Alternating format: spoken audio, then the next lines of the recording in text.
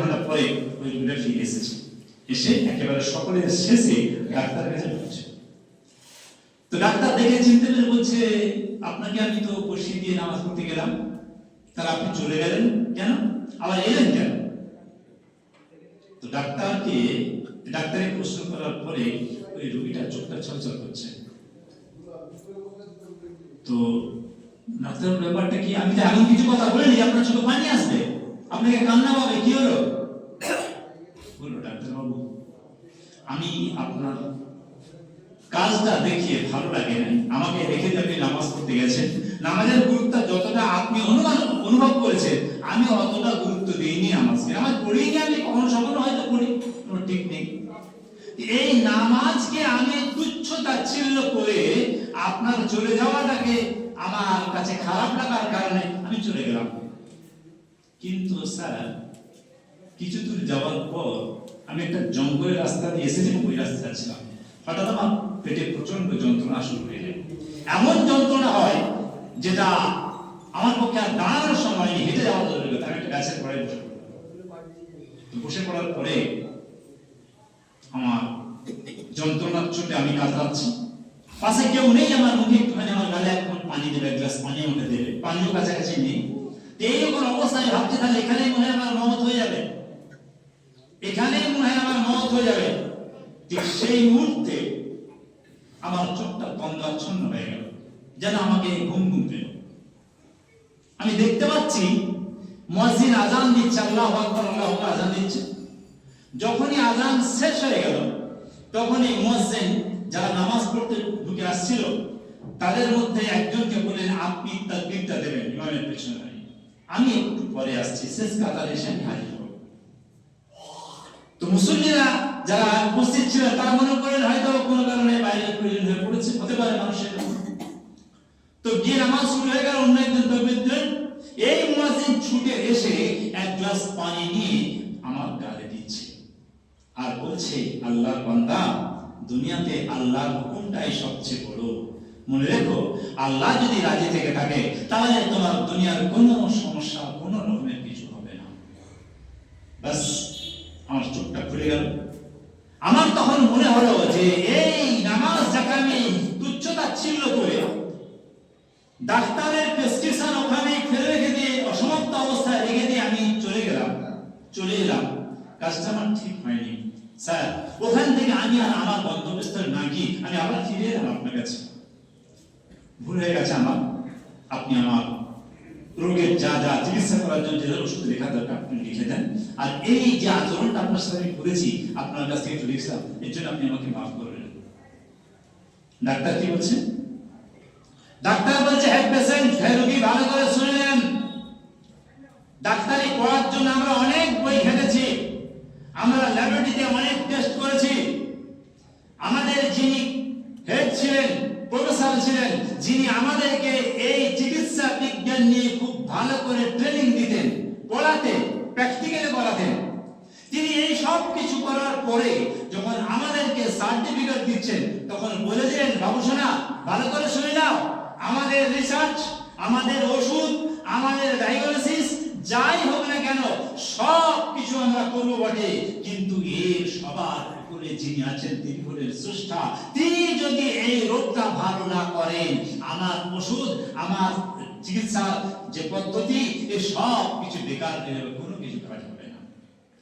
তো সুতরাং আমি আপনার জন্য ওষুধ লিখে দেবো, আপনি খেয়ে ভালো হবেন। তো এই ভালো হওয়ার পেছনে আল্লাহ পাকের হাত আছে। সেই জন্য ওয়াইদা মারিজতু ফাহুয়া ইয়াশফিন, আমি যখন অসুস্থ হয়ে যাই আমার আল্লাহ আমাকে শিফা দান করেন। ডাক্তার ভালো করতে পারে না, ওষুধ ভালো করতে পারে না, ল্যাবরেটরি টেস্ট আমাকে ভালো করতে পারে না, ইনজেকশন ভালো করতে পারে না, আমার গায়ের মালিশ আমাকে ভালো করতে পারে না, সব কিছু রোগের ভালো করতে বলা আল্লাহ। আল্লাহ ভাই সব তো আল্লাহ রাব্বুল আলামিন বুঝিয়ে দিলেন, আমার হুকুমকে তুমি মেনে চলো, আমার হুকুমকে তুমি প্রাধান্য দাও, তোমার দরজা, তোমার তাকওয়া, তোমার মর্যাদা আমি আল্লাহ রাব্বুল আলামিন বাড়িয়ে দেব। সাইয়েদনা হযরত ওমর রাদিয়াল্লাহু তাআলা ফজরের নামাজ পড়াচ্ছেন, পেছন থেকে আবু লুল মুনাফিক আলতাই ছুরি ভেতরে এরকম করে চাদরের ভেতরে লুকিয়ে দিয়ে গেছিল, এমন একটা ছুরিটা দুদিকে খাম, বাস হযরত ওমর নামাজ পড়ছেন, পেছন দিক থেকে ছুরি মেরে কয়েকবার আঘাত করলো পিঠের দিক থেকে, লুটিয়ে পড়ে গেলেন। ইমাম পড়ে গেছে মানে তো নামাজ শেষ মনে হবে আমাদের। কিন্তু হযরত ওমর এমন কঠিন পরিস্থিতিতে তিনি দেখছেন আমি ওমর একজন মানুষ, আল্লাহর বান্দা, আমি এই মেম্বারে রক্তাক্ত অবস্থায় কাতরাবো, কিন্তু আল্লাহর বড় হুকুম হলো নামাজ। কয়েকশো মুসল্লি আমার পেছনে মদিনা মসজিদ নববীতে ইক্তেদা করে তারা মুক্তাদি হয়ে নামাজ আদায় করছে। হযরত ওমর ওই অবস্থায় মেম্বারে পড়ে গেলেন, আর পেছন থেকে ইসলাম করলেন কি আছো পেছনে এসে বাকি নামাজটা শেষ করে দাও, তারপর আমাকে তোমরা তুলে নিয়ে আমার চিকিৎসার ব্যবস্থা বা আমার শুশ্রূষার ব্যবস্থা করবে। হযরত ওমর পড়ে থাকলেন এইখানে মেম্বারে রক্তাক্ত অবস্থায়, তারপরে পেছন দিক থেকে একজন ইমামের জায়গায় দাঁড়িয়ে বাকি নামাজটা শেষ করে হযরত ওমরকে আস্তে আস্তে ধরে বাইরে নিয়ে আসা। হযরত ওমর রাদিয়াল্লাহু তাআলা আনহু এত বড় একজন বিশ্ববিখ্যাত নবী পাকের সাহাবায়ে কেরাম, এত বড় একজন বিশ্ববিখ্যাত আল্লাহর মাহবুব বান্দা, তিনি মেম্বারের ভেতরে পড়ে আছেন রক্তাক্ত অবস্থায়। সেই অবস্থাতেও তিনি আল্লাহর হুকুমকে প্রাধান্য দিয়েছেন, নামাজ নষ্ট করা যাবে না, তোমরা কিন্তু ঠিক করে নামাজ আদায় করবে, নামাজ আদায়ের পরে দেখো আমার চিকিৎসার ব্যবস্থা করো। মুসলিম দুনিয়াতে আল্লাহ রাব্বুল আলামিন অহরহ ঘটনা ঘটিয়ে দিয়েছেন, এইভাবে দেখিয়ে দিয়েছেন। হযরত তারিক বিন জিয়াদ যখন স্পেন জয় করলেন, এই স্পেনের বুকে যখন তিনি পা রাখতে যাচ্ছেন, এসেছিলেন সামুদ্রিক পথে জাহাজে করে, যখন নামলেন জাহাজ থেকে, স্পেনের বুকে নামা প্রায় স্পেনে চলছিল খ্রিস্টানদের রাজত্ব, বিশাল পাওয়ারফুল খ্রিস্টানদের ক্ষমতা শক্তি, এদেরকে হারিয়ে দিয়ে ইসলামের সবুজ পতাকা উত্তোলন করা চারটিখানি ব্যাপার ছিল না। কিন্তু হযরত তারিক বিন জিয়াদ সেই স্পেনের বুকে পা রাখার পরে সমস্ত সাহাবাদের বললেন সবাই মিলে তোমরা জাহাজ থেকে নেমে এসো, আর জাহাজে যত আমাদের মালপত্র সব নামিয়ে নাও। নামিয়ে নেওয়া হলো, জাহাজগুলো সব আগুন ধরে পুড়িয়ে দাও। অবাক হয়ে গেল, জাহাজ পুড়াতে হবে কেন? বলে না, পুড়িয়ে দাও জাহাজ। যখন জাহাজ পুড়িয়ে দেওয়া হচ্ছে, স্পেনের তদানীন্তন প্রেসিডেন্ট যিনি ছিলেন খ্রিস্টানদের, তিনি বললেন আমরা মনে করছিলাম মুসলমানরা বুদ্ধিমান, মুসলমানরা শিক্ষিত, মুসলমানরা আধুনিক, মুসলমানরা অত্যন্ত শক্তিশালী, কিন্তু এদের মতো আহমক আর মূর্খ আর দুনিয়াতে দুটো দ্বিতীয় জাতি আছে বলে নেই। যে বাহনে করে এসেছে, যে জাহাজে এসেছে, তাকেই পুড়িয়ে দিচ্ছে, ফিরে যাওয়ার মতো আর কোনো উপায় আছে না। এরা কারা? এদের মতো আহমক আর বোকা পৃথিবীতে আছে? এই কথা তিনি প্রচার করছেন, সবাই কানে কানে যাচ্ছে আর সবাই মুচকি মুচকি হাসছে, মুসলমানরা কত বোকা।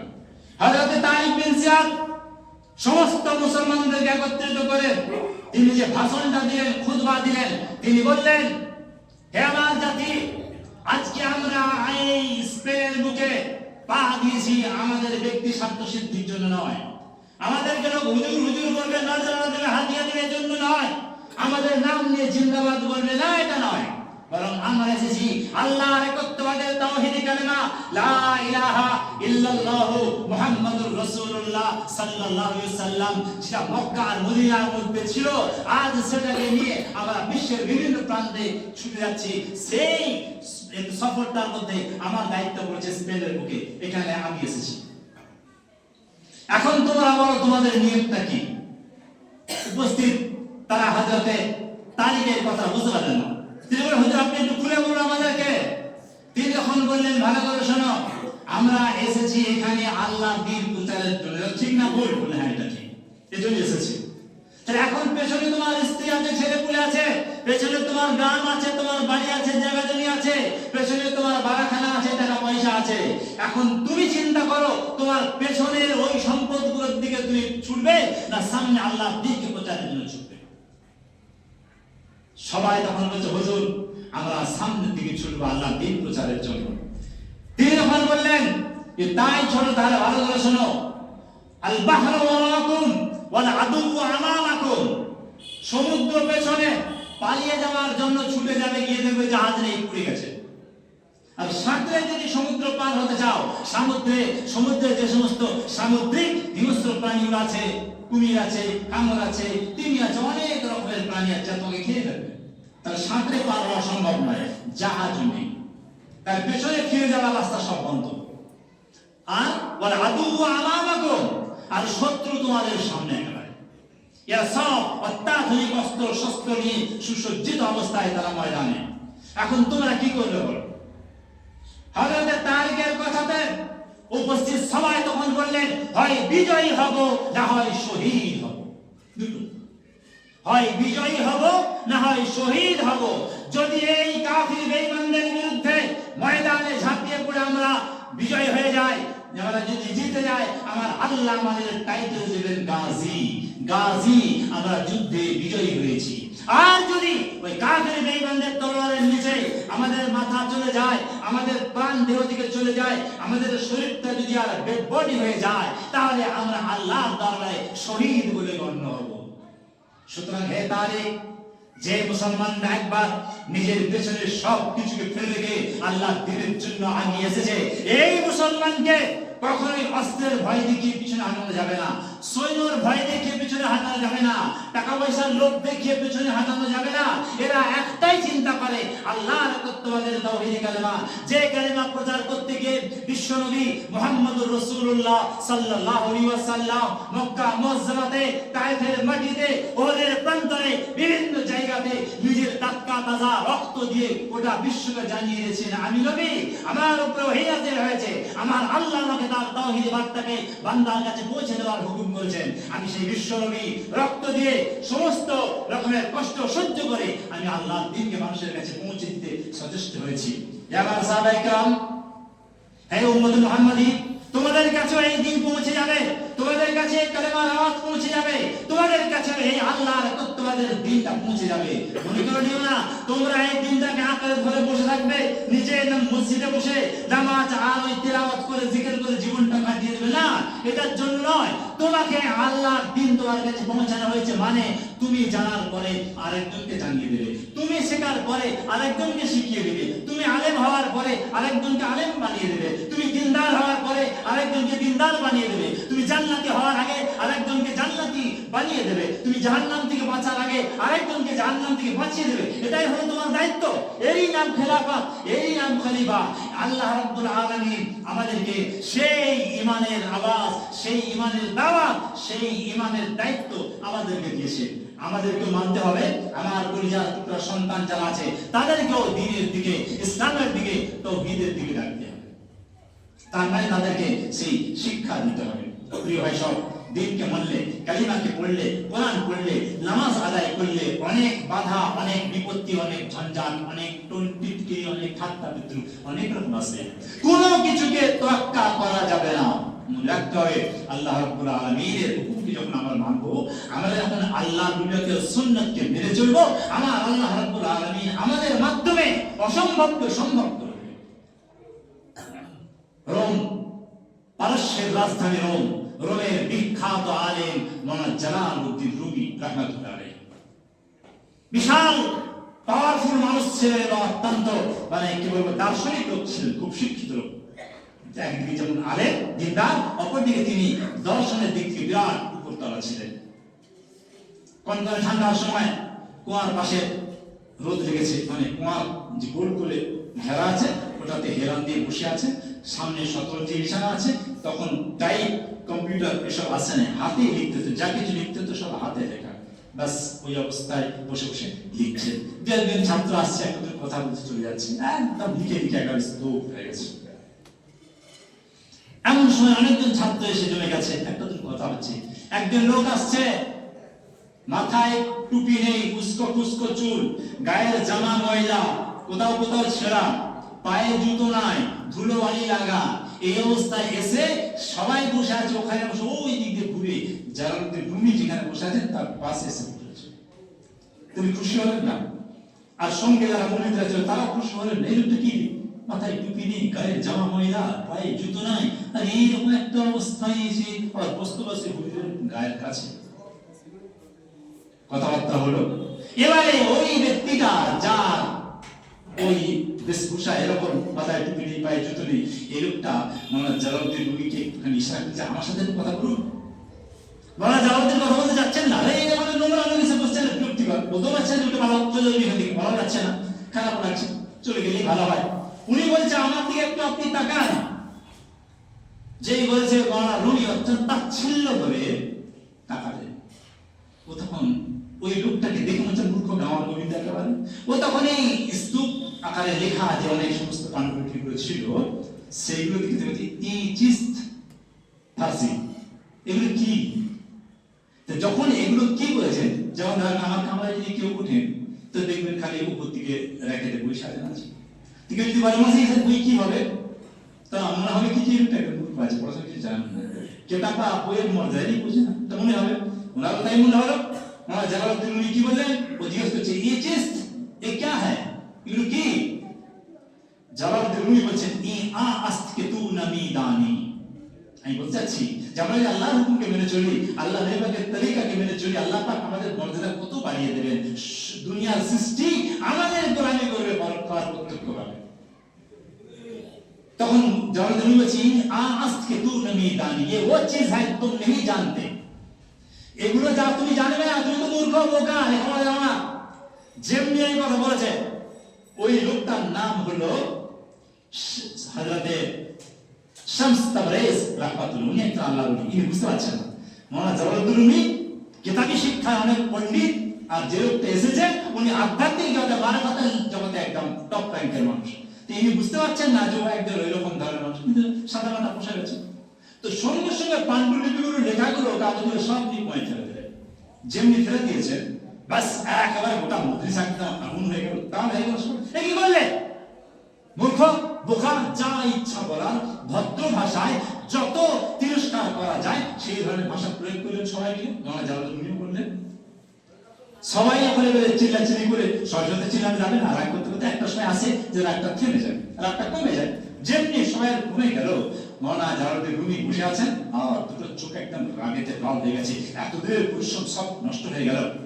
শামস তাবরেজ একটা নামে কুয়ার যে রেলিংটা ঘেরা আছে ওইটাতে একটা হাত দিয়ে কুয়ার দিকে এমন করে তাকিয়ে যেন মনে হবে মানুষের মতো কথা বলছে, এই পানি মেরা কাগজ লুটা দো, এই পানি মেরা কাগজ লুটা দো, এই কুয়ার পানি যে কাগজগুলো ফেলে দিয়েছে ওগুলো ফিরিয়ে দাও। কুয়া তো পানি তো অনেক নিয়েছে। আস্তে আস্তে আস্তে আস্তে পানি একেবারে কুয়ার মুখের কাছে চলে এসেছে। সুবহানাল্লাহ, ম্যাজিক নয়, জাদু নয়, রূপকথার গল্প নয়, ইতিহাস। প্রিয় ভাই সব কাগজগুলোকে সব তুলে তুলে শামস তাবরেজ মাওলানা জালালউদ্দিন রুমির সামনে রাখলেন। জালালউদ্দিন রুমি আর যারা বসেছিল সবাই, আরো অনেকে চিল্লাচিল্লি আওয়াজটা শুনে এসে গিয়েছিল, তারা দেখছি কাগজটা একটু ভিজে, লেখা তো ওটা ধরে কথা একটু ভিজে। সবাই অবাক, এগুলো কি করে হয়? পানিতে পড়বে কাগজ অথচ ভিজবে না, কেমন করে হয়? মাওলানা জালালউদ্দিন রুমি ওই শামস তাবরেজের কথা বলছে, ये चीज ये क्या है, ये कैसे मुमकिन है? कागज को पानी में डाल दिया गया और कागज में पानी का असर भी नहीं है, কাগজকে পানিতে ফেলে দেওয়া হলো আর পানিটা কাগজের গায়ে একটু লাগলো না, এটা কি করে হয়? কি করে হলো? শামস তাবরেজ ওই কথা বলছে, ই আ আস্ত কে তু নামিদানি, ये वो चीज है जो तुम नहीं जानते। পানিতে ফেলে দিলাম অথচ ভিজলো না, এটা যে পার, এই ব্যাপারে তোমার কোনো জ্ঞান নেই, তোমার কোনো ধারণা নেই। যেই করেছে মাওলানা জালালউদ্দিন রুমি বুঝতে পেরেছেন এই লোকটা শামস তাবরেজ একটা হীরের টুকরো, যেমন তেমন নয়। পা খালি, পায়ে ধুলো, মাথা খালি, উস্কো উস্কো চুল, ছেঁড়া জামা, ময়লা কাপড়, এটাই বাহ্যিক লেবাস, কিন্তু এর অন্তরটা আল্লাহ পাকের মারিফতের আলোতে, ঈমানের আলোতে এতই আলোকিত যে তার অন্তরের কথাটা অন্তর্যামী আল্লাহ রাব্বুল আলামিন সঙ্গে সঙ্গে তার অন্তরের দোয়াটাকে, আকুতিটাকে, চাওয়াটাকে কবুল করে নিয়ে ওই কাগজকে পুনরায় ওই অবস্থায় ফিরিয়ে দিয়েছেন। জালালউদ্দিন রুমি উঠে দাঁড়িয়ে পড়েই ইশারা করছে, শামস তাবরেজ উঠুন। শামস তাবরেজ উঠলেন, বুকে বুকে জড়িয়ে ধরলেন, ধরে এবার বলছে, মাওলানা জালালউদ্দিন রুমি বলছেন, শামস তাবরেজ मैंने आपको नहीं पहचाना, আমি আপনাকে চিনতে পারিনি, কিন্তু আপনার ভেতরে আল্লাহর মারিফতের যে জ্ঞান, আপনার ভেতরে আল্লাহর ঈমানের যে নূর আল্লাহ রাব্বুল আলামিন আপনাকে দিয়েছেন, তার প্রতিফলনটা, তার বাস্তব প্রকাশটা এই কাগজটা কুয়াতে ফেলে দেওয়া আর কুয়া থেকে শুকনো অবস্থায় তুলে বুঝতে পেরেছি। আমি আমার শিক্ষাগত যোগ্যতাকে একদিকে রেখে দিয়ে আমি আপনি যেমনটা হয়েছেন ওই রকম হতে চাই, কি করতে হবে আমাকে? শামস তাবরেজ মুস্কি হেসে বললেন, দুটো জিনিস। কিতাবুল্লাহ আর সুন্নাত রাসূলিল্লাহ, আল্লাহর কিতাব কুরআন কারীম আর মুহাম্মদ সাল্লাল্লাহু আলাইহি সাল্লামের হাদিস পাক বা সুন্নাত, আল্লাহর রাসূলের সুন্নাত, এই দুটোকে যখন তুমি নিজের মধ্যে আঁকড়ে ধরতে পারবে, অসম্ভব জিনিস তোমাদের সম্ভব হয়ে যাবে। যেটা বাস্তব নয় বলে মনে হবে সেটাও আল্লাহ রাব্বুল আলামিন বাস্তব করে দেন। প্রিয় ভাই সব, আল্লাহ রাব্বুল আলামিন আমাদেরকে শেষ জামানায় পাঠিয়েছে, একেবারে শেষ জামানায় আমরা এসে গেছি। কিয়ামতের আলামতের যতগুলো মানে সিম্পটম প্রায় সব এসে গেছে। আল্লাহ পাক আমাদের কত বড় মর্যাদা দিয়েছেন। আমরা একটা ছোট্ট থেকে ছোট্ট সুন্নাত আদায় করব, একটা ছোট্ট সুন্নাত আদায় করব। খাওয়ার আগে দস্তরখান বিছানো সুন্নাত, খাওয়ার আগে দুটো হাত ধোয়া সুন্নাত, খাওয়া শেষ হয়ে গেলে দুটো হাত ধোয়া সুন্নাত, খাওয়া খেতে খেতে পরিষ্কার দস্তরখানে যদি খাবারের কোনো অংশ পড়ে যায় সেটাকে তুলে ধুয়ে খেয়ে দেওয়া সুন্নাত। একে সুন্নাত মনে করে যদি আমরা আদায় করি কি হবে? রাসূল পাক সাল্লাল্লাহু আলাইহি ওয়াসাল্লাম জিহাদের ময়দান থেকে সাহাবাদের ফিরে আসছেন, নবীজি এক জায়গায় তাবু ফেলতে বললেন এখানে আজকে রাত কাটানো হবে। সাহাবারা এদিকে ঘুরে ঘুরে হুজুর পানি নেই, পানি তো দরকার, প্রচন্ড গরম, গোসলের দরকার, ওযুর দরকার, পানি খাওয়ার দরকার, ওযু করবে পিপাসার পানির দরকার, আরো অনেক কিছু দরকার। আল্লাহ নবী বললেন তোমাদের যে একটু পানি নিয়ে এসো না, বড় একটা বোল নিয়ে আসা হয়েছে, যেটুকু পানি ছিল 1 লিটার 2 লিটার হাফটা যায় তাদের দিয়ে দাও। আল্লাহ রাসূল সাল্লাল্লাহু আলাইহি ওয়াসাল্লাম সাহাবারা সবাই তোমাদের পানির পাত্রগুলো রেডি করো। নবীজি বাঁ হাতের কোড়ে আঙুলটা নিয়ে ওই পানিতে ঠেকিয়ে দিলেন, বিসমিল্লাহির রহমানির রহিম। নবীদের মুজিজা, নবীদের অলৌকিক ঘটনা। বাস যেই না আঙুলটা পানিতে ঠেকেছে চতুর্দিক থেকে ফোয়ারা দিয়ে একদম পানি পড়ছে, ও গোল্ডন ওভারটেক করে ওদিকে সব পানি। সাহাবা তার থেকে সব পানি নিয়ে গোসল করলেন, উযু করলেন, খাবার পানি যত প্রয়োজন খেলেন, যত রাখা দরকার সব যখন হয়ে গেল কি আর পানি লাগবে বলে না আল্লাহ লাগবে, বাস বাস আল্লাহর হাতটা তুলে দিলেন। তখন যে সায়াতি জামানুন আলা উম্মতি, আমার উম্মতের শেষ জমানা এমন একটা আসবে যে সেই সময়তে যদি আমার উম্মত একটা ছোট্ট থেকে ছোট্ট সুন্নাতকে আমার সুন্নাত মনে করে আদায় করে, দাঁড়িয়ে পানি খাওয়া যাবে না জমজমের পানি ছাড়া। দুটো পানি দাঁড়িয়ে খাওয়া যায়, একটা হচ্ছে জমজমের পানি, আর একটা হচ্ছে যদি আপনি লোটা বা জগে উযু করেন, উযু করার পরে যে পাশে বেঁচে থাকবে আপনি দাঁড়িয়ে 3 ঘন্টা খেতে পারেন। এই দুটো পানিকে দাঁড়িয়ে খাওয়া ছাড়া আর কোনো পানি দাঁড়িয়ে খাওয়ার পারমিশন নাই। তো তাহলে এখন এই পানি খাওয়ার সময় যদি আমি বসি আর মনে করি এটা আমার আল্লাহর পাকের সুন্নাত, বসে খাওয়া, 3 দমে খাওয়া সুন্নাত। পানি খাইটা খেয়ে পানির গ্লাসটা বা বোতলটা যাতে পানি খাচ্ছে সেটা সরিয়ে নিঃশ্বাস ছাড়া আবার নিঃশ্বাস আবার এবার খাওয়া, এমন করে কম করে 3 দমে পানি খাওয়া, এটাকে সুন্নাত মনে করে যে আমি আদায় করি। আল্লাহর হাবিব সাল্লাল্লাহু আলাইহি ওয়াসাল্লাম বলছেন ফালাহু মিয়াতু আজরি শাহীদ, ফালাহু আজরু মিয়াতিশ শাহীদ।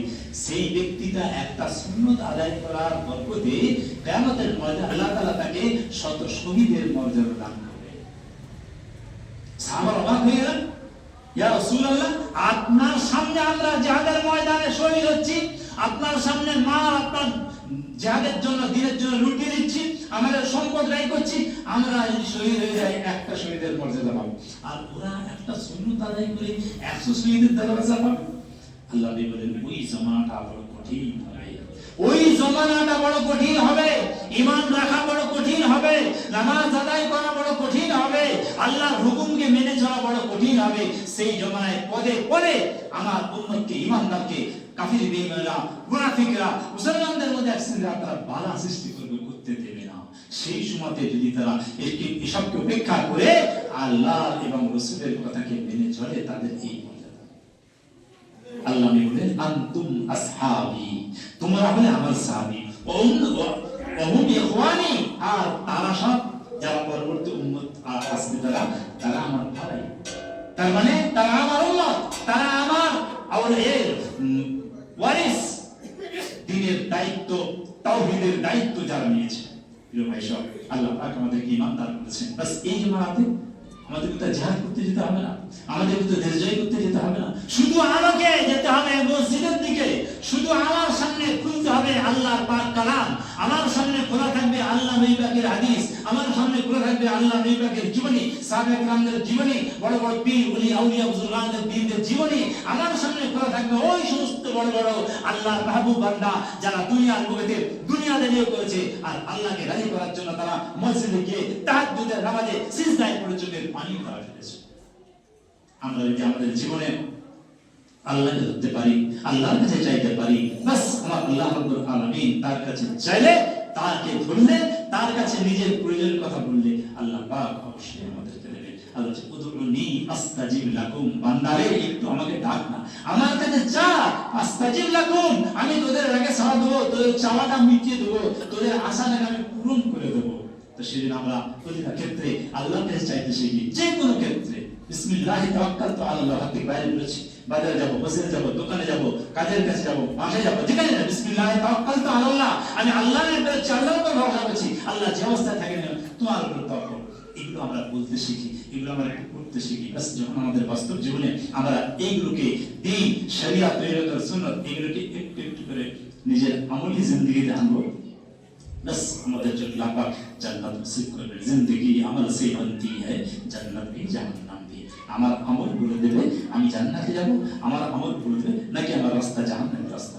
আল্লাহ আমাদের সকলকে তার জান্নাতি রাস্তায় নিয়ে যাওয়ার তৌফিক দান করেন, সকলেই বলেন আল্লাহুম্মা আমিন।